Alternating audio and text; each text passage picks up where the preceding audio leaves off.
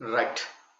අපි අද කතා කරන්න යන්නේ යන්ත්‍රයක්, මෝටර රථයක්, ගොඩනැගිල්ලක් විකිණීම.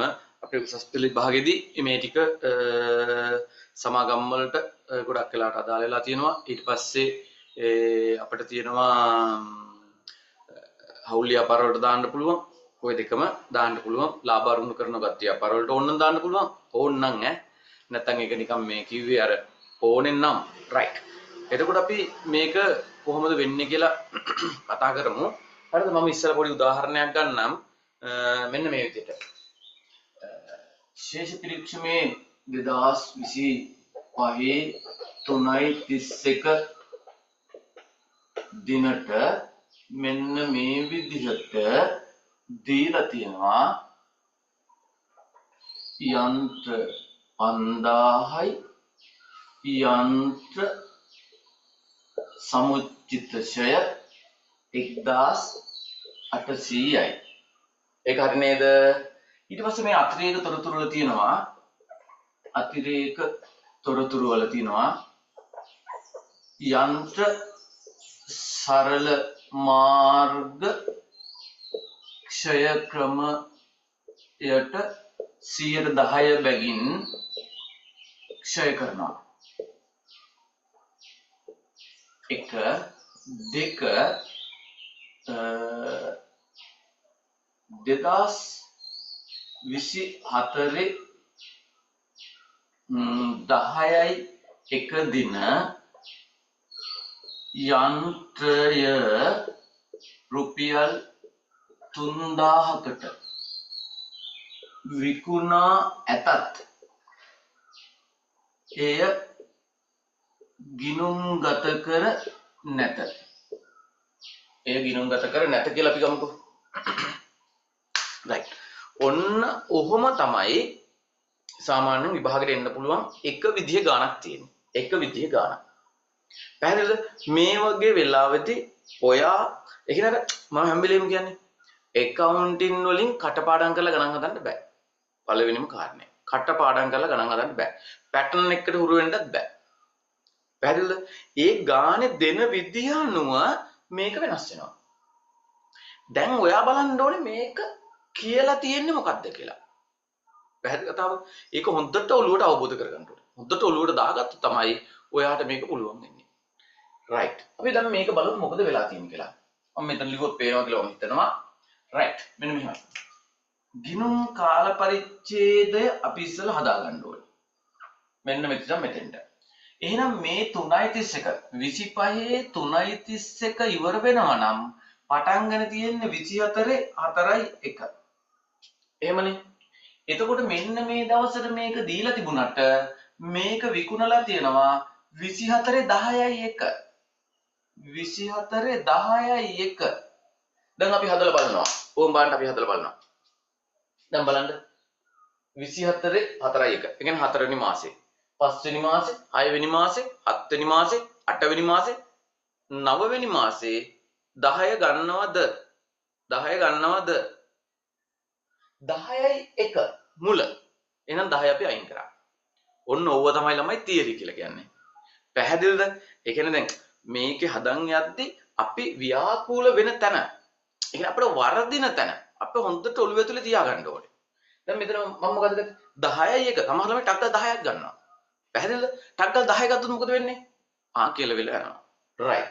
එහෙනම් මෙන්න මේ දවසට තිබ්බ එක මේකේ ෂය කරලත් නැහැනේ. ෂය කරලා නම් ෂය කියලා මේ හරශේෂයක් තියෙන්න එපාය. එහෙනම් පළවෙනි කාරණය තමයි මේක ප්‍රවර්තන වර්ෂයට ෂය කරලත් නැහැ. ෂය කරා නම් යන්ත්‍ර ෂය කියලා ශේෂ පරීක්ෂමේ හරශේෂයක් තියෙන්න ඕනේ. ඇයි? ශේෂ පරීක්ෂමේ තියෙන්නේ අපේ ගිණුමක් තියෙනවා නම් විතරයි. අපි ගිණුමක් නැත්තම් ශේෂ පරීක්ෂමේ දාන්නේ නැහැ. පැහැදිලි කතාව. එහෙනම් මේක ෂය කරලා නැහැ. එහෙනම් ඔයා බලන්න ඕනේ මේ අග තියෙනවා කියලා කියන්නේ මෙතන. දැන් ඔයා හිතන්නකෝ හරිද? එක ළමෙක් සාමාන්‍ය පෙළින් උසස් පෙළට එනවා A5ක් අරගෙන. A5යි B5යි කියලා හිතන්නකෝ. හරිද? ඉතින් මේ ළමයා උසස් පෙළ විභාගේ කරන්න, ඒ කියන්නේ හරියට කරගන්නේ නැහැ, විෂයන් හතරම ෆේල් වෙනවා. ඒතකොට ඒ ළමයා ඉතුරු වෙලා තියෙන්නේ මොකද්ද? උසස් පෙළ ප්‍රතිඵලයක් දැන් එයාට තියෙනවද? නැහැ. ඒතකොට එයාට ඉතුරු වෙලා තියෙන්නේ සාමාන්‍ය පෙළ එයා ගත්ත රිසල්ට් එක විතරයිනේ. සාමාන්‍ය පෙළ එයා ගත්ත රිසල්ට් එක විතරයි. ඒ නිසා එයාගේ බලන්න සාමාන්‍ය උසස් පෙළට එනකොට මුලම තිබ්බ රිසල්ට් එක විතරයි උසස් පෙළ අග යනකොටත් තියෙන්නේ. උසස් පෙළ සමත් කියලා ප්‍රතිඵලයක් නෑනේ නේ. S එකක්වත් අඩුම නෑනේ නැත්තම්. පැහැදිලි කතාව. එහෙනම් මෙතන වෙච්ච දේ තේරුණාද? එහෙනම් මෙන්න මෙතන තියෙනවා කියලා කිව්වට ඒ තියෙන්නේ මෙතන තියෙන එකම තමයි. එහෙනම් යන්ත්‍ර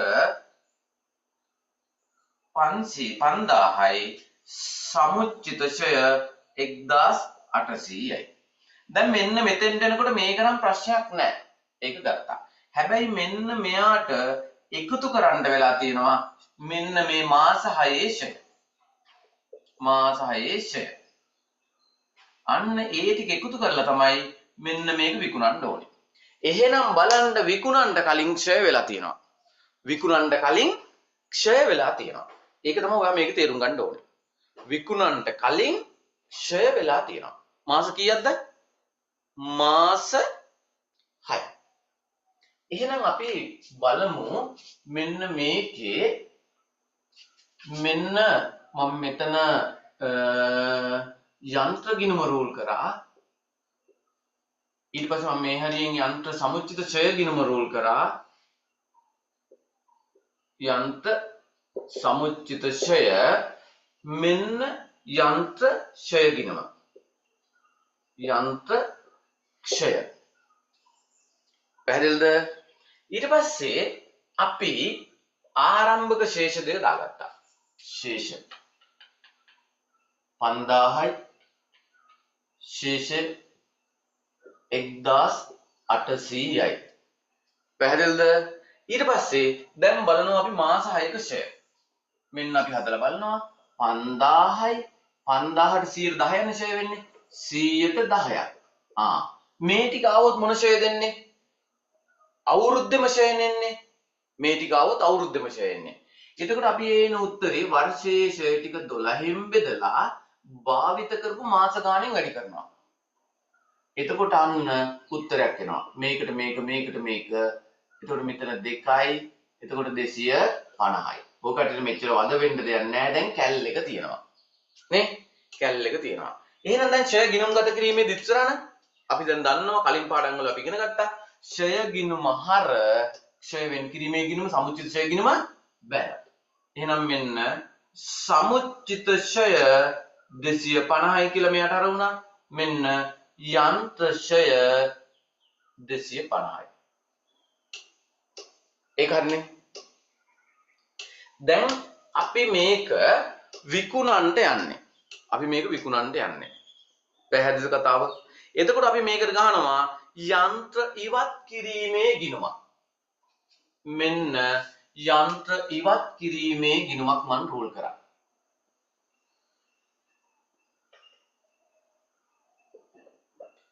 යන්ත්‍ර ඉවත් කිරීමේ ගිණුම. right. මම සාමාන්‍යයෙන් හරිද? සාමාන්‍යයෙන් මේකෙදි පොඩි කියන කතාවක් තියෙනවා. හරි පොඩි කියන කතාවක්. හරිද? මම මේ යන්ත්‍රය කියන එක නිකන් මෙතෙන්දී අර දීර්ඝ දෙන වයසේ ඉන්න කෙල්ලෙකුට සමාන කරලා තියෙනවා. පැහැදිලිද? මම මේ වෙලාවේදී දැන් මේ මෙහෙමයි මේක මේ 100ට 100ක් මේක එල්ලගෙන මේ බනින්න යන්න එපා. හරිද? මෙතන මේ ඔයාලට පැහැදිලි වෙන විදිහේ උදාහරණයක් විතරයි. ගැල්ල මෙතරහ වෙන්න එපා මේක දැම්මා කියලා. පැහැදිලි කතාව? මේක නිකන් අර හාස්‍ය මුසුව පොඩි හිතන්න පොඩි පොයින්ට් එකක් විතරයි. පැහැදිලි කතාව? දැන් එතකොට මෙන්න මෙයා තමයි කෙල්ල. හරිද?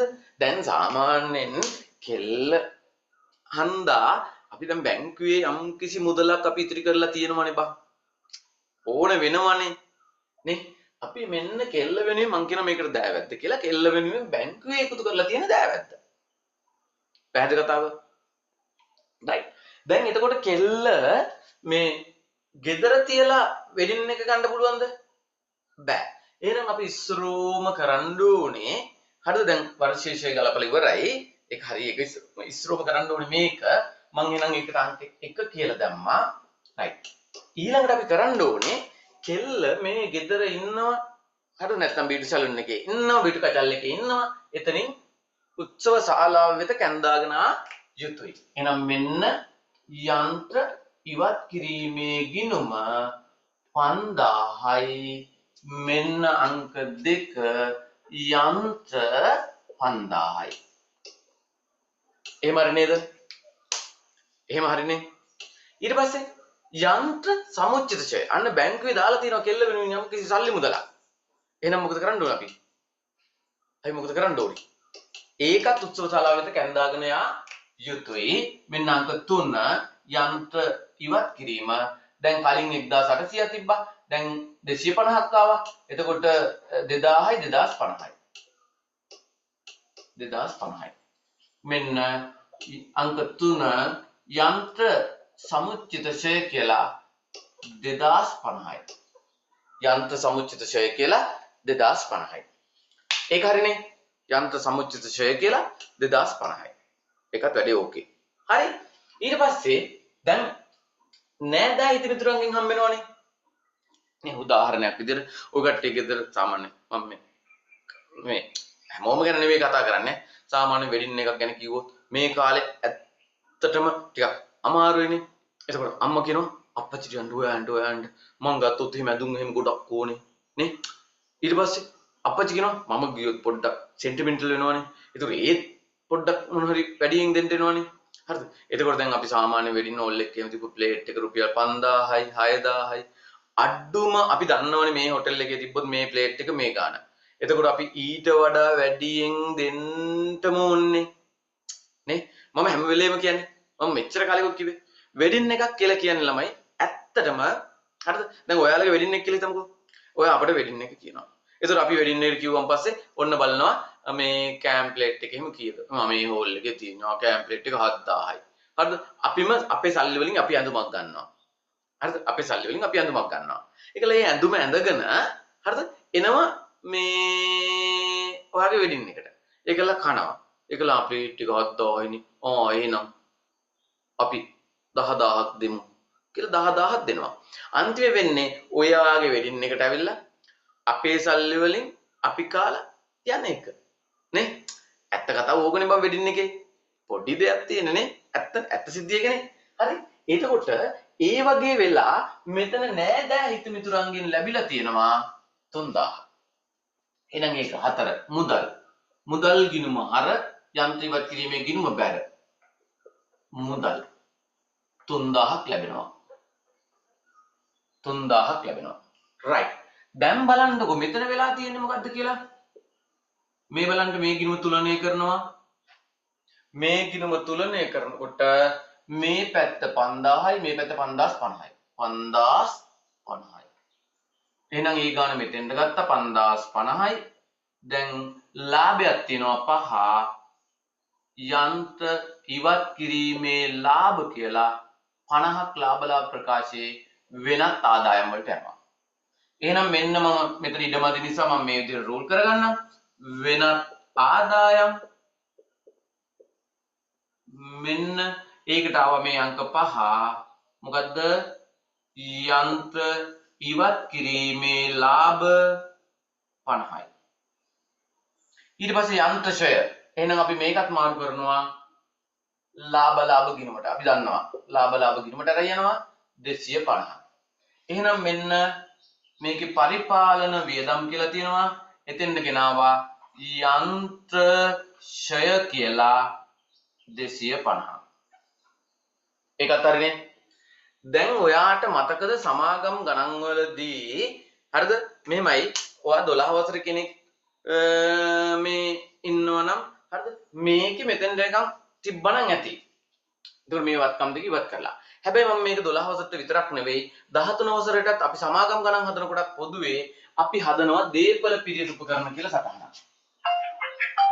දීපල පිරිත් උපකරණ කියලා සටහනක් හදනවා. දීපල පිරිත් උපකරණ කියලා සටහනක් හදනවා. දීපල පිරිත් උපකරණ කියලා සටහනක් හදනවා. පැහැදිලිද? දීපල පිරිත් උපකරණ කියලා සටහනක් හදනවා. මේ දීපල පිරිත් උපකරණ සටහන මෙන්න මේ විදිහට එන්නේ දේපල පිරියත උපකරණ සටහන. right. ඉස්සරහම තියෙනවා 4.1 ශේෂය. ඊට පස්සේ එකතු කිරීම, ඊට පස්සේ ඉවත් කිරීම, ප්‍රත්‍යාගණන සමුච්චිත ෂය, ප්‍රත්‍යාගණනය 3.31 ශේෂය. ඔහොම ලිව්වා. ඊට පස්සේ 4.1 සමුච්චිත ෂය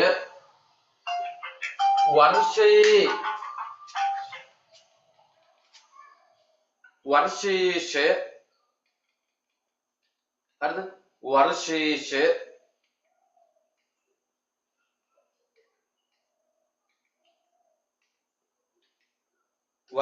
ෂය මෙන්න වර්ෂයේ ෂය 4.1 සමුච්චිත ෂය වර්ෂයේ ෂය. ඊට පස්සේ ඉවත් කිරීම, ඊට පස්සේ ප්‍රත්‍යාගණන සමුච්චිත ෂය, හරි, ප්‍රත්‍යාගණන සමුච්චිත ෂය 3.31 ශේෂය. ඔන්න ඔය ටික ඉවරයි. ඊට පස්සේ මෙතෙන්ට එනවා ධාරණ අගය. දැන් 13 වසරේ සමාගම් මෙහෙම කරන අපේ ළමයිට වැදගත්ම දෙයක්, ගොඩාක් කට්ටිය මේක නොකියන දෙයක් තමයි ළමයි මේ දේපල පිරිත උපකරණ සටහනේ මෙන්න මේ උඩ කොටස තමයි බම් මේ තියෙන්නේ. සමුච්චිත ෂය කොටස තමයි මෙන්න මේ තියෙන්නේ. එහෙනම් ඕකට මේ විකුණන ඉවත් කරන ගණන් එව්ව මුකුත් අදාළ නැහැ. හරිද? ඔන්න හොඳට බලන්නකෝ. මම මේකේ ලියනවා, හරිද? මෙන්න ශේෂ දෙකක් තිබුණා. ඒ ශේෂ දෙක මෙන්න ආරම්භක ශේෂය විදිහට මෙතන 5000යි, මෙතන 1800යි. මෙතන 1800යි. ඒ කාරණේ 5000යි 1800යි. ඔන්න ඔය දෙක අපි දැම්මා. ඒකේ ගැටලුවක් තියනවද? නැහැ. ඊට පස්සේ මේ බලන්නකෝ. අංක 2 කියලා කියන්නේ ඉවත් කරපෙගන්නේ මේ හරශේෂයක් තියෙන බැර කරා. බැර කරා කියන්නේ මේ හරශේෂයක් තියෙන එක බැර කරා කියන්නේ අයින් කරා අඩු කරා කියන එකනේ. එහෙනම් මෙන්න මේ අංක 2 ඉවත් කිරීම 5000යි. ඕම් බලන්න. මේක එච්චර අමාරු නෑ. එතකොට බිඳුවයි අගය. දැන් මේක තුලනය කරොත් ඒත් බිඳුවයිනේ අගය. ඊට පස්සේ මෙන්න බලන්න අංක 1 මෙන්න මේ බැර පැත්තේ තියෙන ශේෂයට එකතු කරලා තියෙනවා. දැන් ශේෂය තියෙන්නේ බැර පැත්තේ, තව බැර වුණා කියන්නේ. දැන් තරාදිය අර මෙහෙම අර තැටි තරාදිය මතකද? ඒ තරාදිය එක පැත්තක තියෙනවා. තව ඒ පැත්තට දැම්මා කියන්නේ තව බර වැඩි වුණා කියන එකනේ. එහෙනම් මෙන්න වර්ෂයේෂය 250යි. වර්ෂයේෂය 250යි. මෙන්න මේ එක තමයි ඔය තියෙන්නේ. පැහැදිලිද? ඊට පස්සේ මෙන්න ඉවත් කරලා තියෙනවා, බැර එකට හර කරලා තියෙනවා. ඒ කියන්නේ ඉවත් කරා මෙන්න 2050යි. එතකොට අන්න මෙතන තුලනය වුණාමත් බිඳුවක් ආවා. එහෙනම් ධාරණයක් නැහැ කොහොමද? එහෙනම් මේක පැහැදිලිද? ළමයි මේක පැහැදිලිද ඔයාලට? right. එතකොට මේ අපි දැන් මේ වත්කම් ඉවත් කිරීමේ පොඩි සරල අවස්ථාවක්. ඊට පස්සේ අපි කතා කරමු මේ වත්කම් ඉවත් කිරීමකදී, හරිද? වර්ෂයේ අග දැන් මේක මැද වෙනස් ඉවත් කරන එකනේ. ඊට පස්සේ තව වත්කමකට හුවමාරු කරන එකක් නේ. අන්න ඒ වගේ ටික අපි කතා කරමු. ඊට පස්සේ තව මේකේ මුල ඉවත් කරොත් කොහොමද? දැන් යන්ත්‍ර දෙකක් තිබිලා එකක් ඉවත් කරොත් ඒ ටික අපි ඊළඟට කතා කරනවා. එහෙනම් ඊළඟ පාඩම මේකේ ඊළඟ කොටස දෙක වත්කම් දෙකක් තිබිලා එකක් ඉවත් කරන එක. ඒක අපි ඊළඟ දවසේ සාකච්ඡා කරමු. එහෙනම් ජය වේවා.